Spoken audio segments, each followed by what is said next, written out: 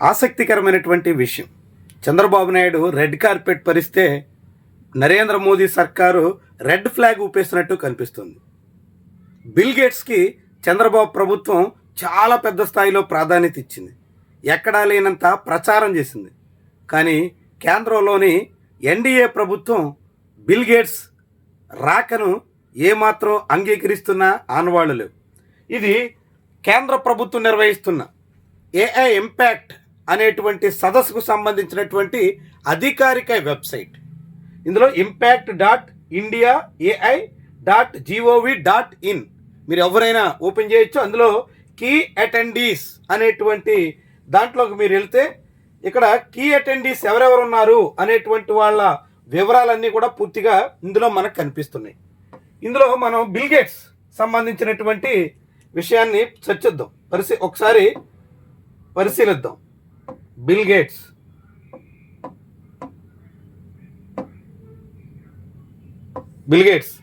No speakers found matching your criteria. పోనీ Bill Gates కాదు, ఆయన Microsoft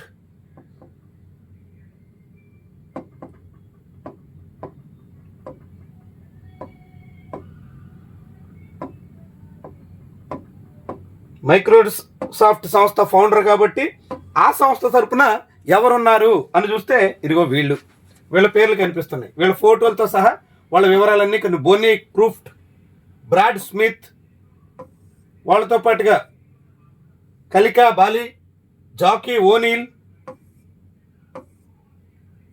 Sunayana Sitaram, Venkat Padmanabhan, Natasha Crompton.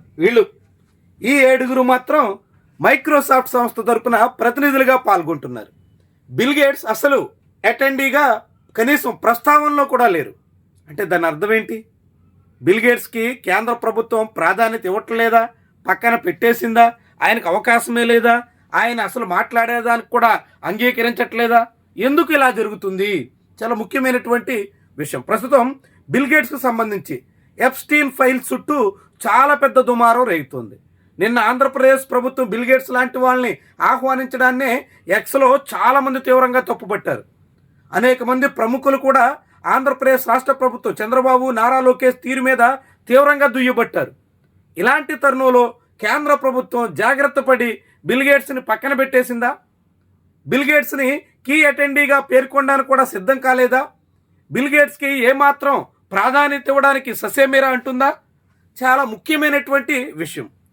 Bill gates అంటే ఏదో టెక్ దిగ్గజం అన్నట్టు, బిల్ గేట్స్ రాక ద్వారా ఆంధ్రప్రదేశ్కి ఏదో ఒరిగిపోతుందన్నట్టు తెలుగు మీడియా పెద్ద స్థాయిలో ప్రచారం చేస్తున్నటువంటి తరుణంలో తెలుగుదేశం పార్టీ భారీగా ఓదరగొడుతున్నటువంటి నేపథ్యంలో కేంద్ర ప్రభుత్వం మొత్తం బిల్ గేట్స్నే దూరం పెట్టేస్తున్నటువంటి వైను అత్యంత ఆసక్తికరంగాను చాలా విస్మయకరంగా కూడా కనిపిస్తోంది. ఆంధ్రప్రదేశ్లో బిల్ గేట్స్ అమరావతి రాక సందర్భంగా ఇక ఈ ప్రాంతానికి ఏదో జరగబోతుంది అనేటువంటి రీతిలో ప్రచారం నడుస్తుంది. కానీ చంద్రబాబు నాయుడు బిల్ గేట్స్ని తీసుకెళ్ళింది కూడా ఎక్కడికయ్యా అంటే అమరావతిలో అరటి తోటల్లోకి. అసలు అమరావతిలో అరటి తోటలు ఎక్కడున్నాయి? ఎవరైనా రైతులు భూములు ఇవ్వకపోతే వాళ్ళు సాగు చేసుకుంటున్న భూముల్లో మాత్రమే అరటి తోటలు ఉన్నాయి. అంటే చంద్రబాబు అమరావతిలో బిల్ గేట్స్ని అరటి తోటల్లోకి తీసుకెళ్లారంటే ఎవరి తోటల్లో తీసుకెళ్ళినట్టు? ల్యాండ్ పూలింగ్లో చంద్రబాబు మాటని నమ్మకుండా ఇంకా వ్యవసాయం చేసుకుంటున్నటువంటి రైతుల దగ్గర వాళ్ళు పండిస్తున్నటువంటి అరటి తోటల్లోకి బిల్ గేట్స్ని చంద్రబాబు తీసుకెళ్ళినట్టు. దీని అర్థం ఏం చెప్తుంది? తాను ఇలాంటి తోటలున్న ప్రాంతంలో అంతా తొలగించి రాజధాని కడుతున్నాను అని చెప్పదలుచుకున్నారా? లేకుంటే తన మాట వినకుండా ఇంకా వ్యవసాయం చేసుకుంటున్నటువంటి రైతులు ఇలా పంటల సాగులో ఉన్నారు అని చూపించదలుచుకున్నారా? చంద్రబాబు ఏ సంకేతం ఇవ్వదలుచుకున్నారు అనే ప్రశ్న వినిపిస్తుంది. సరిగ్గా ఇదే సమయంలో ఢిల్లీలో బిల్ గేట్స్కి పెద్ద స్థాయిలో అవమానం జరుగుతున్నట్టు భావించాల్సి ఉంటుంది. మరి నిజంగానే ఏఐ ఇంపాక్ట్ సమ్మిట్కి బిల్ గేట్స్ని దూరం పెట్టేస్తే అది కేవలం బిల్ గేట్స్కి మాత్రమే అవమానం కాదు, ఆంధ్రప్రదేశ్లో చంద్రబాబు సర్కారుకు కూడా అవమానంగానే భావించాల్సి ఉంటుంది. బిల్ గేట్స్ని ఢిల్లీలో చీకొడితే అమరావతిలో అందలం ఎక్కించినటువంటి తీరు చీ అన్నట్టుగానే చెప్పాల్సి ఉంటుంది. ఇది చాలా ముఖ్యమైనటువంటి విషయం.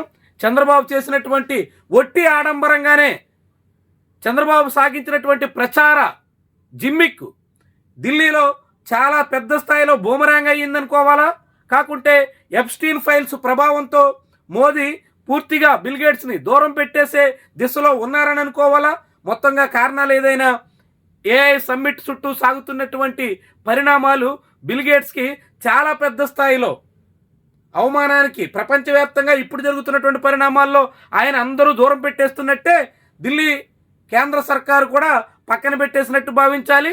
చంద్రబాబు సర్కారు మాత్రం భుజాల మీద మోసినటువంటి వైనమే విడ్డూరంగా, విస్మయకరంగా, వింతగా చూడాల్సి ఉంటుంది.